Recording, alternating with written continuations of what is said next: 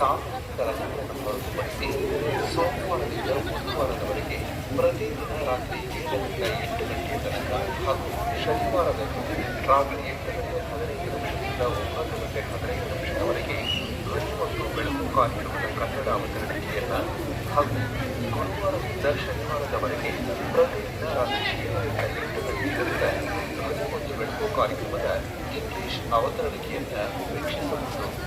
ವರಾಹದ್ವಾರದ ticket ಕೌಂಟರ್ನಲ್ಲಿ ಮಾತ್ರ ಸಂಜೆ 6:30 ನಂತರ ಧ್ವನಿ ಮತ್ತು ಬೆಳಕು ಕಾರ್ಯಕ್ರಮದ ಟಿಕೆಟ್ ಅನ್ನು ಪಡೆಯಬಹುದು. ಆರೋಗ್ಯ ಆವರಣದಲ್ಲಿ ಸ್ವಚ್ಛತೆಯನ್ನು ಕಾಪಾಡಲು ಈ ಮೂಲಕ ಪ್ರವಾಸಿಗರಲ್ಲಿ ಕೋರಲಾಗಿದೆ.